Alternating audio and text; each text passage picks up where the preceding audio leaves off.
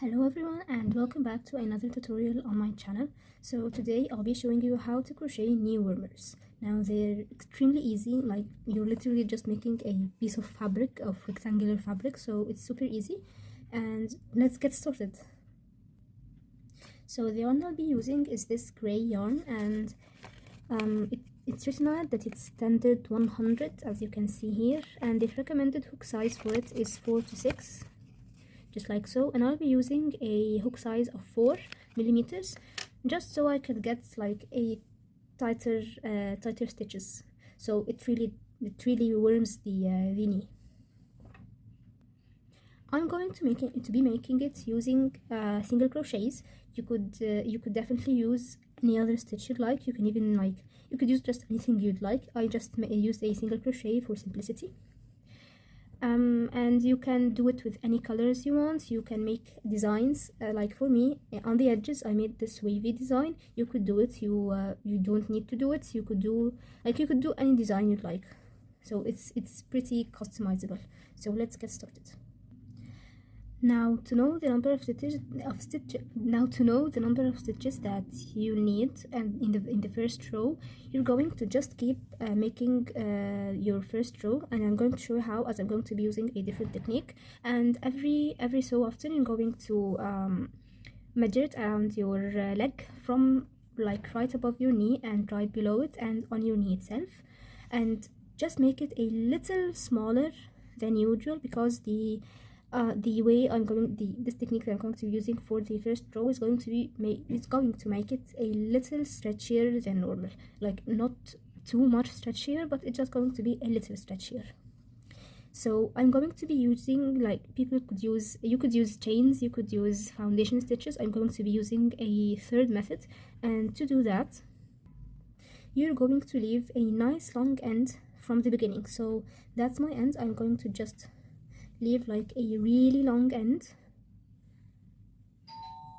like so, like approximately what you're going to need around your leg, like multiplied by 3 or something, and leave that end, so just like so. And then now, so after you leaned a long enough end, like really long, this is the end that I have left, so just flip it and take the part where it's connected with your yarn ball, and now just strap it around your finger, like so, and hold your yarn. Just go under the yarn and then like put the yarn around it, so it has like a loop. So just, I'm going to show it to you again. You're going to put your hook under your yarn, and then you're going to like go with your hook around the yarn, like so. And now this is how it should look like with you. And now just take the end that you've left, that long end that you've left, and put it over the hook, like so, and then hold that part like as if you're holding both loops on your hook, then yarn over with the yarn connected to the ball, and then pull it through both loops. Now that first one may be a little hard to do, but just try and pull it through both loops.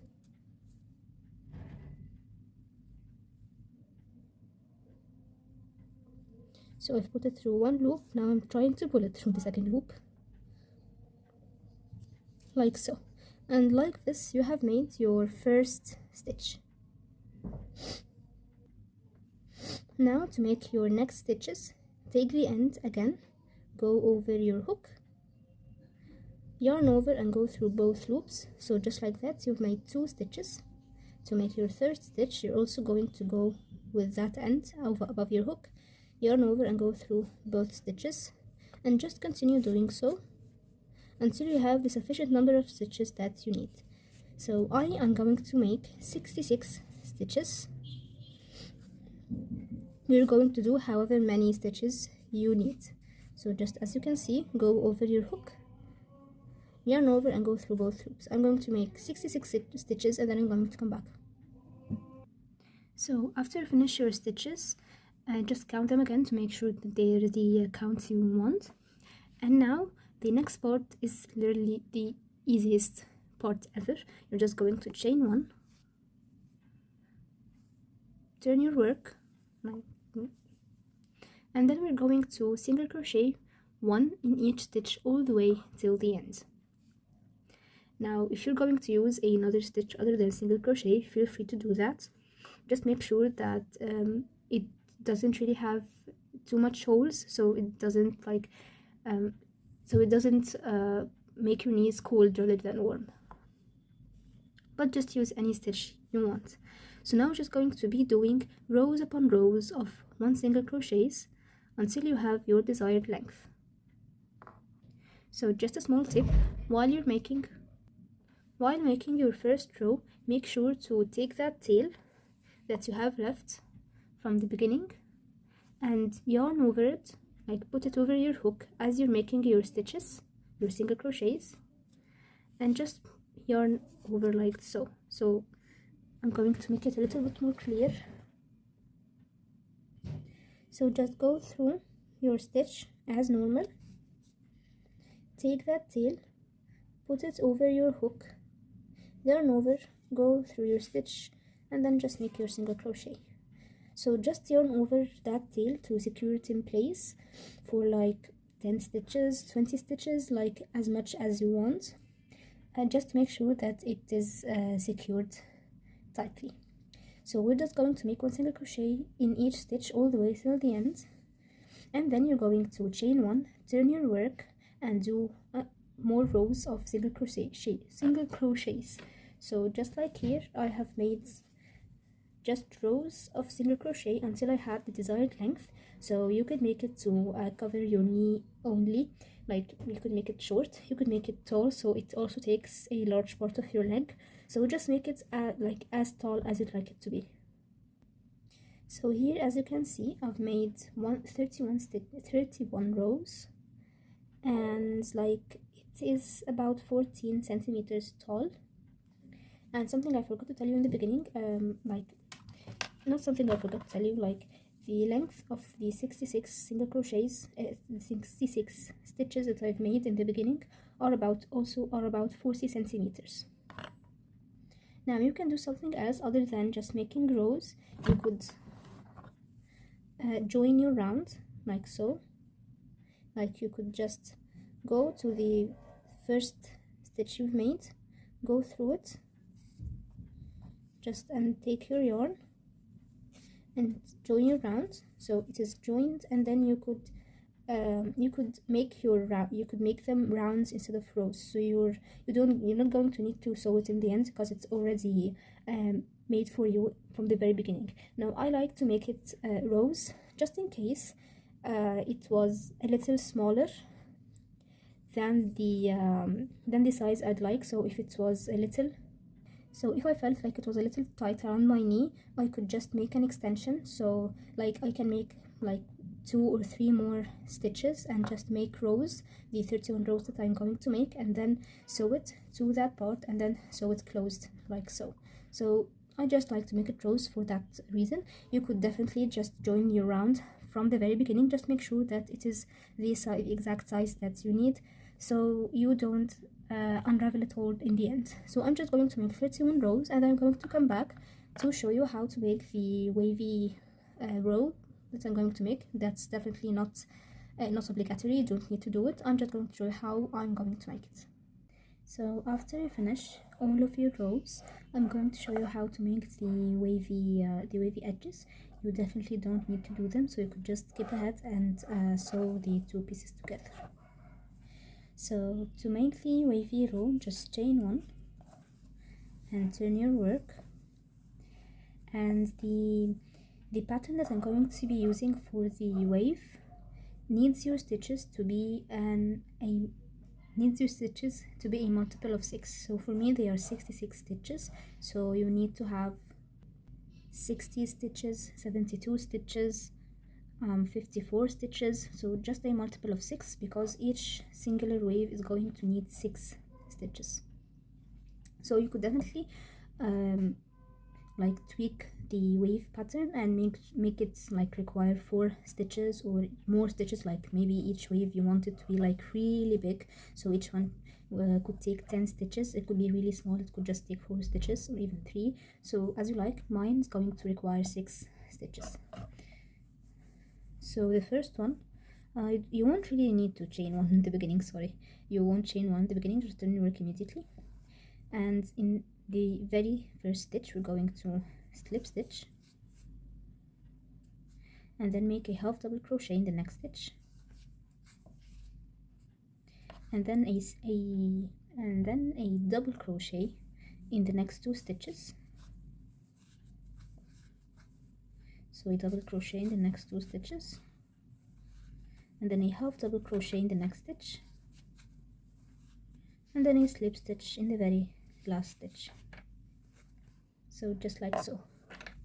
So just like so, you have finished your first wave, and the next wave we're going to repeat this. So we're going to do a slip stitch, and then a half double crochet, and then 2 double crochets, and then 1 half double crochet, and then a slip stitch, and just repeat that all the way till the end until you complete your row. So I'm going to finish it, and then I'm going to come back. So after I finish, just leave a long end for sewing, and then cut your yarn. Then just pull it through, and your first wavy edge is done. Now we're going to be making the other edge. Now to make the other edge, just take your yarn and make a slip knot.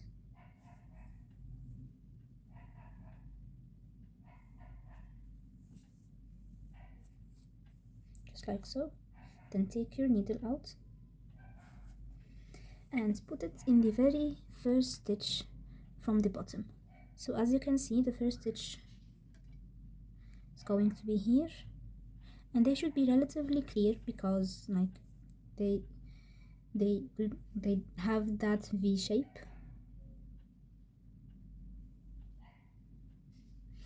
So just go through the first stitch, take your slip knot, go through with your hook, and then just pull it through.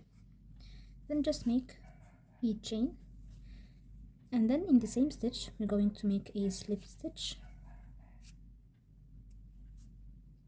and then in the next stitch we're going to be doing a half double crochet, and then 2 double crochets, and then just repeat the same pattern on this edge. Just make sure that while you're crocheting, you're taking that tail with you, so you're crocheting over that tail just to keep it secure, as if you're yarning it in. So put it over your hook, yarn over and pull through, and as you will see, it's going to be like we yarned over it. So just do this in the first wave, like in your first few stitches, and that's it. So I'm going to finish my row, and I'll see you back, and then I'll see you again. So after you finish the edges, just fasten off, and you don't have to leave a long end, we just need to sew it in. So put your yarn through the needle, and we're going to sew in the end. Now it's going to be much better if you use a hidden needle than the one I'm using. Mine like literally just got broken about 2 days ago, and I have to use this. So just go through the stitches, just like so, like this.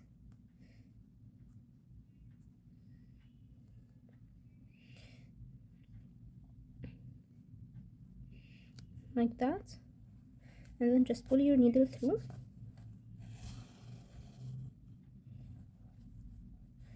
and then do this in the opposite direction, skipping the last stitch you went through. So I went through that one as my last stitch, so I'm going to go the opposite direction through all the stitches I came through except the last one. So just like that. And then you could do this however many times you would like until it's secured, until it's fully secured. So I'm just going to do it one more time, and now I'm just going to cut my yarn. So the first end is down. Now I'm going to also sew in this end and this end, and that's it. This is the end that I'm going to be using to sew the piece together. So I'm going to sew these both of these pieces, and I'm going to come back. Now after I have finished sewing in all the edges, I'm going to sew it together like this to close it. Now if you made the wavy edge just like me, you're going to notice that there is a back and a front. So that is the back where it kind of has a bump, but the front is going to look like this, going to look more neat. So if that's the back, you're going to sew it in the opposite direction. So let the front be facing you and then just fold it. If you didn't do the wavy edge, it won't really matter which side you sew it from. So now you have the back in front of you after you folded it. So now put your yarn through your needle, and to sew it together you're going to go through the last stitch, like the stitch at the very top on the other side. So just like that, this one's mine, and just pull.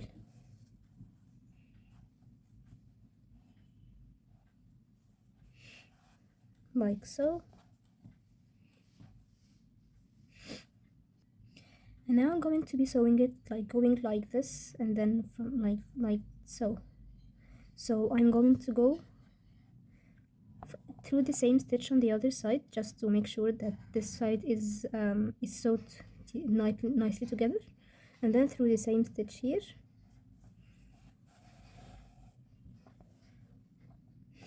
and I'm going to go through the next stitch over. So try to make sure that the rows are the rows are lined up together. So that's the row, and this is its continuation. So just try and sew it on this, like it should look like this. Try and make it look like this. So just go through the stitch and through the one opposite to it,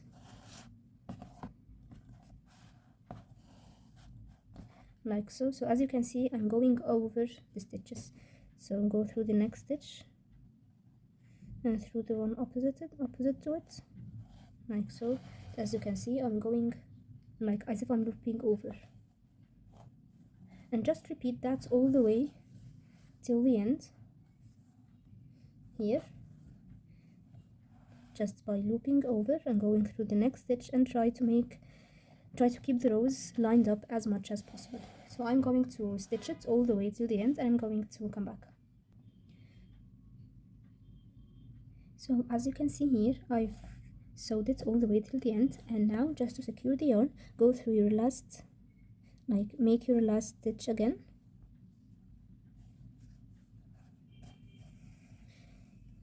and then just leave a loop at the end. Don't pull the yarn all the way through, then just go through it with your needle and then pull tightly, so just so the yarn could be secured. And now just go through the stitches to sew in your end, just like we did in the other ends.